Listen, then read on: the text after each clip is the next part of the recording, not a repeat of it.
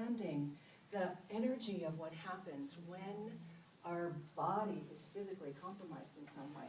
So let's just think about some of the things that happen. So first of all, things don't work physically in quite the same way as they did before.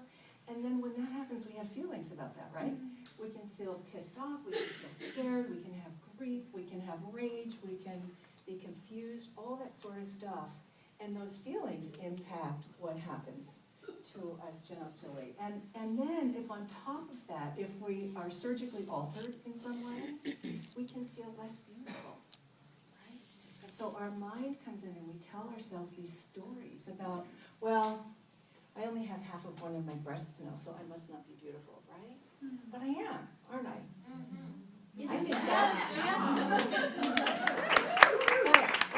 but it's because I've done the work to know that, and to know that I say what beautiful is for me. That's right. It's not what the media says. That's right. It's not what the magazine says. It's not what the TV says. And to really be able to free myself from that is huge. So there's emotions, there's thoughts, then it has a huge impact on our spirit. You know, especially if we're facing our mortality in some way, and we think, oh, am I going to die from this? Well, we're all going to die sometime, but until we have occasion to think about it, we don't think about it. But those are big questions, matters of the spirit, and it can take us all over the place, and our loved ones as we navigate all of that. And then there's just plain the physical stuff that can happen, and not just the tissue changes that I was talking about, but with some different medical treatments or surgery, it's like you can have fatigue. You just never know how your energy is going to be, or if you have any kind of chronic fatigue or fibromyalgia or anything like that. It really wreaks havoc with not knowing that you can count on your body. So when you add all that up together, what it does, my belief is that in addition to our physical body, that we have this large structure made of more subtle energies, you know, that are way bigger than we think we are, right? And that gets compromised too, from these thoughts, from these emotions, from what happens in our heart. And when you add all that up together, then we have to learn how to be juicy, be hot, be sexy in other ways. And so our mind really comes into play. You know, you've heard that our mind is our biggest sex organ, right? Do you believe that? I sure do. It's really true. Because what I've noticed is, not only from the cancer treatments, but now I'm 60 years old. And so, you know, I'm also menopausal or postmenopausal. And so it takes more effort for me. Happy to say I'm still orgasmic. I still ejaculate. It just takes a little longer. But you know what? It's so worth it. So worth it. So one of the things that I know, that I've learned, is that a lot of times now, because I don't have the same kind of hormone production, I don't think about sex as often or in the same way. I never would have believed that before I wasn't so hormonally driven. You know? But it's true for me.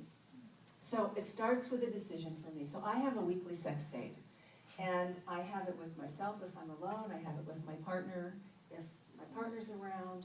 But the point is that every week, at least once a week, I do something. And for me, what works for me is, I know we're talking about orgasm tonight, but I take orgasm off the table. Because I have a tendency to really push myself towards orgasm. And when I do that, the journey's not so much fun, right? Because I'm rushing myself or thinking I should be doing something or feeling something, and that kills me. I mean, it kills my libido. So if I take orgasm off the table, but what is on the table is having pleasure in some way, getting turned on in some way, and usually what I like to do is inspire myself to discover something new, because I'm very research-oriented. So then, all kinds of things can show up that never would have showed up before, like vegetables, fruits, animals, erotica, you name it. And what happens when I give myself the time and the space to relax and to see what inspires me, I almost always have an orgasm. You know, but it's like when that's not the goal, just sort of comes in the back door, or the side door, or the underneath door. I'm always surprised how it comes, and I like that. I like that, being surprised. So the other thing that I play around with a lot is what sex really is. So most of us think that sex has to do with our genitals, right? Or our breasts and our genitals. And really, one of the things that I learned from one of my teachers, Stan Dale, is that sex is an acronym. If you take the letters SEX, it is an acronym for sacred energy exchange. Say that again? Sacred energy exchange, or spiritual energy exchange, or sensual energy exchange. So, for example, if I'm sitting with Jessica and we're just sitting and gazing into each other's eyes and breathing, well, first my sex opens, but then if I keep breathing and gazing into your eyes, my heart opens, my mind opens, my whole soul opens, and we have this moment of really deep and profound intimacy. Well, that's sacred energy exchange, right? So we just had sex.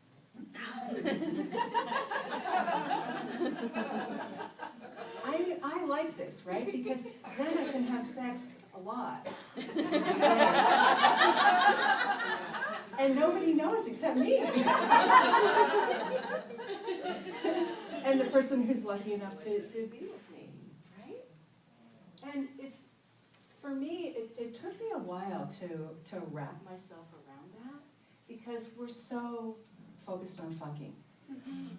Or we're so focused on penetration and fluid exchange, but there's just this whole other universe. And then what happens is heartgasms, headgasms, soulgasms, full body orgasms, which are really cool. Have any of you ever had a full body orgasm? Yeah. Yeah. So when you learn how to play with the energy and move the energy around, this whole other universe opens up. And what I want to leave you with is that to follow up on what I was saying about your brain is your most important sex organ, we all have Aphrodite inside us, the archetype of Aphrodite. And Aphrodite is the goddess of beauty and love and sexual rapture. And Aphrodite is the root of the word aphrodisiac. So I want to awaken, just by speaking about and acknowledging Aphrodite, I want to awaken her in you, or stimulate her more if she's already awake. So I invite you to know that you are Aphrodite, that she's in you, along with lots of other archetypes. The other one who's in me alive right now is Marilyn Monroe. Oh, nice. I just commissioned somebody to make me the dress in red. Anyway, you know the dress where she's Yeah. I know the dress. the dress. Yeah. So Over the vent. so next time you see me, I may have a dress on. But know that you are Aphrodite. Act like Aphrodite. Think like Aphrodite. Dress like Aphrodite. Talk to people like Aphrodite would talk. However that is, right? You get to make it up. But what fun. Happy, right? And see what happens. Who knows who's going to show up at the next Fem Talks. So thank you very much. Happy to answer any questions you have later.